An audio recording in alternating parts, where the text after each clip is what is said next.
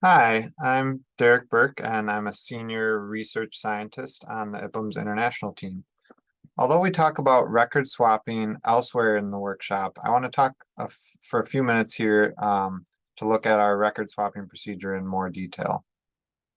Let's start by looking at a small section of a simplified fictional data set containing 3 households. IPUMS uses fixed width data files like the one seen here, so it's hard to make sense of the file without some metadata.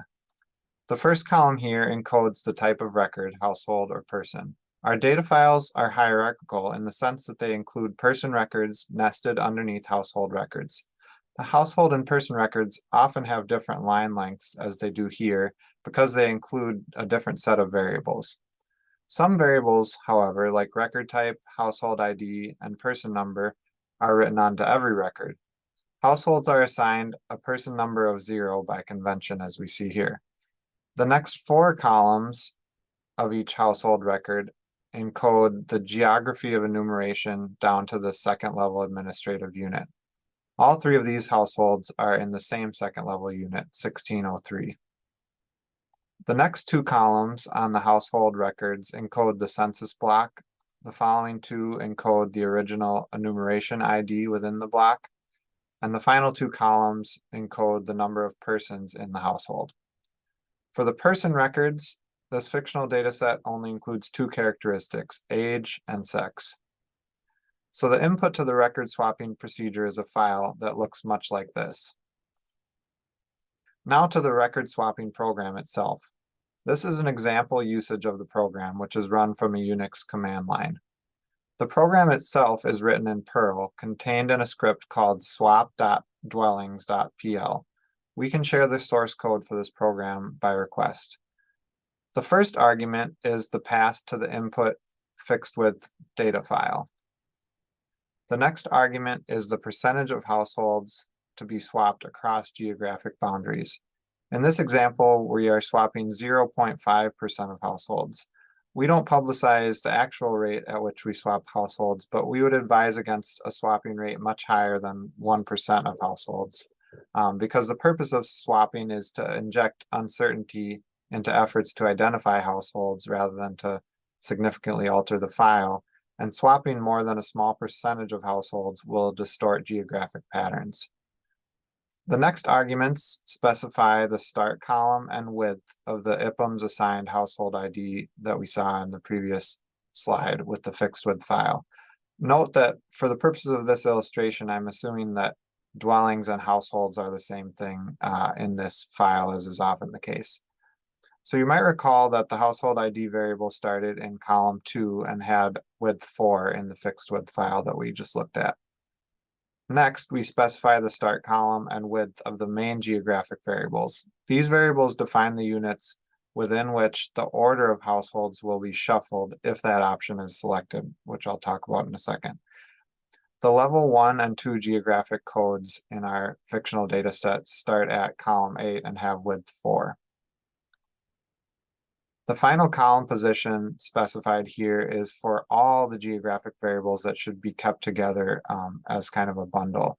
As we'll see, when household records are swapped, the geographic information in the file stays in place, and all the other characteristics of the household and of its persons are moved to a different location in the file. Here, we want to keep the string of first and second level geography, as well as the census block and the enumeration ID within the block, all bundled together. So we specify start column 8 and width 8.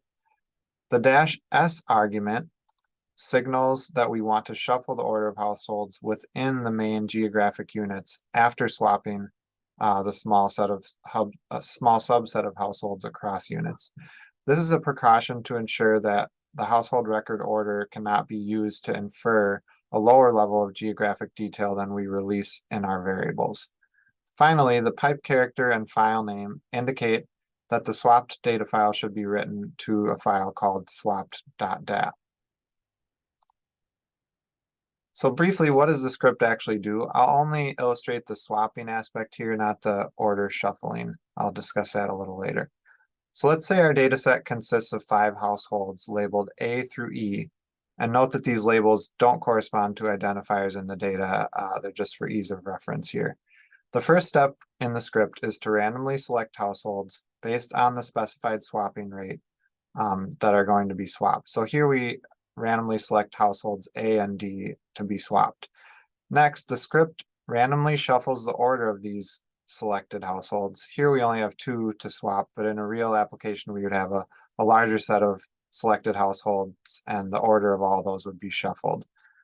Finally, the script reinserts the selected households into the empty slots created by pulling out those households in the first step. Here, household A is reinserted at the position where household D was previously in the data file, and vice versa. As we'll see, however, only the non-geographic characteristics of the swapped households are actually swapped, with the geographic characteristics staying put in the file. So here's another look at the highlighted section of the file that we saw before swapping. And then here it is after swapping, and I'll alternate between these slides to illustrate what's changed. In short, what has changed is that a different household has been swapped into the position of the middle household from the original file. So if you look at the middle household, you see a change there. The original middle household contained 5 persons, and the first 2 members were aged 24 and 23. The swapped-in household contains 6 persons, and the first 2 members are aged 48 and 54. Note, however, that none of the geographic characteristics have changed. The middle household is still in Unit 1603, Block 7, with a numeration ID of 1, as it was before. Only the non-geographic characteristics have been swapped. In this case, the number of persons variable on the household record, and also the age and sex variables on the person records. So where did that swapped-in household come from? This slide shows the section of the original file where that household originated in geographic unit 0105. So that's the highlighted. The highlighted household is the one that was swapped in the previous slide. In the swapped file, a different household is swapped into this position, again with the geographic identifiers left untouched. So it would still say unit 0105, block 37, ID of 1. Finally, a brief illustration of the results of order shuffling. If we specify the shuffling flag in the program, shuffling will occur after swapping. In short, shuffling first randomizes the order of all households within the main geography, and then renumbers the household IDs to hide the original order. Here is the section of the file after swapping, but before shuffling. All 3 of these households are in the same main geography that we specified, Unit 1603. After shuffling, the household that was previously first with 7 household members has been moved to the last position, and now has a household ID of 684 instead of 682. Similarly, the previously last household with 4 members has been shuffled to the first position and now has ID 682.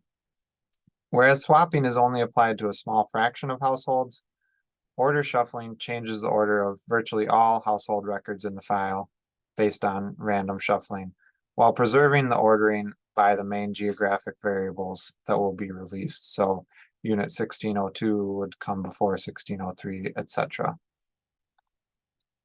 So thanks for your time, and please send any questions to my email address shown here. Thank you.